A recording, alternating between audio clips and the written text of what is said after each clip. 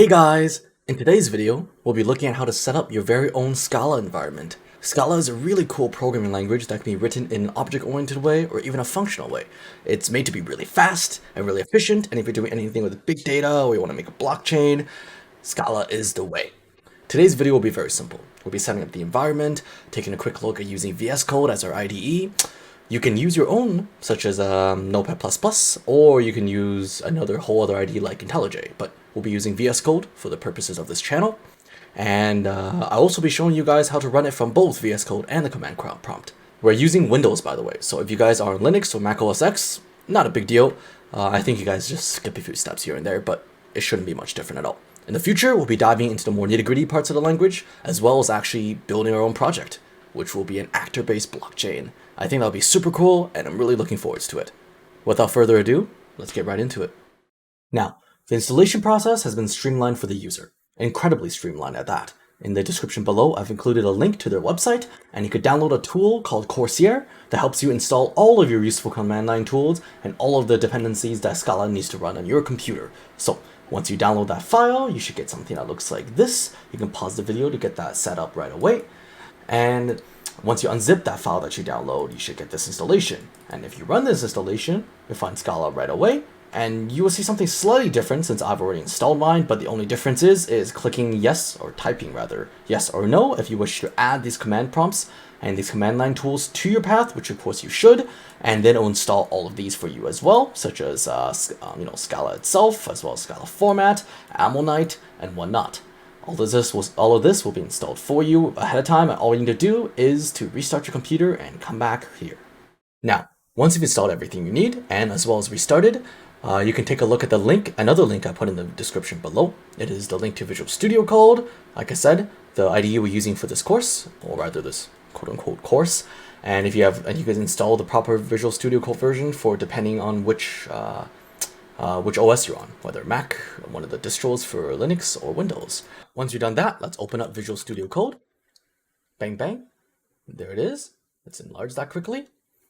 And you want to go into the extensions and make sure you install Scala Metals. So this is the extension that is used in Visual Studio Code to basically allow you to develop in Scala in the Visual Studio, in the VS Code environment. It's very nice, it's very clean, it's everything you think that an IDE should have for Scala, and yeah, it works with everything. I think debugging is still a little sketchy right now, but everything else should work perfectly, and I think it's a great extension for VS Code.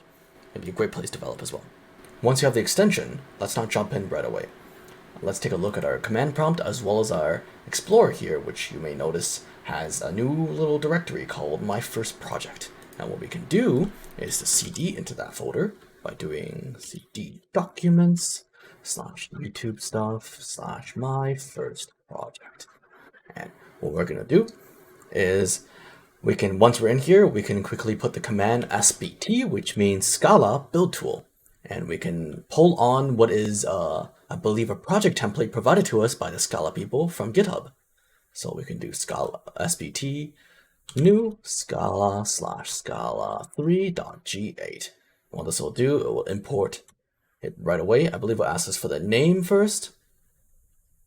Hello world is a little too common and basic. Let's make it hello YouTube. Once you do that, it should pop up right away, and there it is. Let's open this quickly with Visual Studio Code. If you check that option that allows you to open it directly from Explorer, this will be here. If not, you have to open it from Visual Studio. One is quicker, the other one's the exact same thing, just a few extra seconds. It should ask us to import, there it is, import build. You get your main, you get main Scala. Once it's done importing, you should see the run option pop up any second now. There it is, you're able to run, and if you click run, this little hello world with the message being defined as I was compiled by Scala 3 smiley face, both are printed beautifully. Now, Scala also has a built-in test environment as well, just like a lot of languages nowadays, and it's really good. In fact, for a lot of our projects we'll be working on, especially the actor-based blockchain, we'll be using some kind of test, TDD, test-driven development. But for the case of this example, Just know that if you click run on the test, which by the way, Metal supports as well, directly in VS Code, you can get the execution time, the test passes, and also even the prompts and messages you send for the test. There we go. Now, if you don't want to run it through VS Code and you just want to build it in the command prompt, for example, if you're using something like Notepad++ as a text editor, you can do this instead. So how you do it is basically you have to cd into hello YouTube, which is the directory, this one right here. Once you're in this directory, you basically type in the command, I believe SB and T.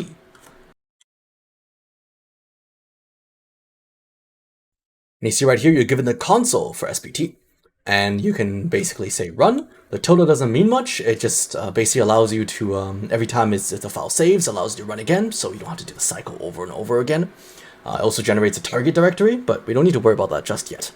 Let's take a look at this. We run it. Compiles, it runs, and there we go. Running hello. Hello world. I was compiled by Scala 3. Smiley face. Yeah, let's look at that. And you can also press enter, and I believe you will exit right away. Now that you have the environment set up and you know how to run a program both from the VS Code as well as the command prompt environment, there's one more thing I want to show you before I sign off, and that is how to use different versions of Scala. So for example, you don't want to be on Scala 3. You want to be on Scala 2. Maybe you want to be on a specific version of Scala 2. Well, normally you will launch Scala, the most recent version, with CS, launch Scala. And there we go, you get the environment for Scala 3.1.1.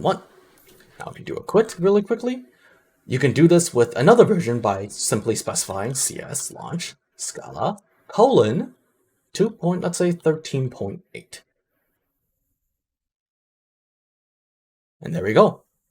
And you can also quit out of this again. And now you can use any version you want. Usually there's a list of supported versions for your installation, and you can use any of those as you wish. And I believe you can also install a different version as well. The last thing I want to show you today is something called Scastie, or Scastie. I'm not sure I'm pronouncing that right, but it is a really cool Scala almost playground-like thing in your browser. You can experiment however you wish. It'll just run on the cloud. You don't need any kind of installation. You just need a browser. You can probably even do this on your iPad.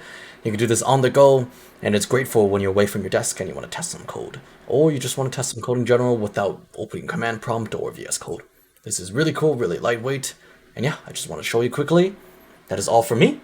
I'll see you guys very soon. If you think I did a good job, make sure you leave a like. If you guys think I did a great job, make sure you leave a sub. I will see you guys next time. Bye!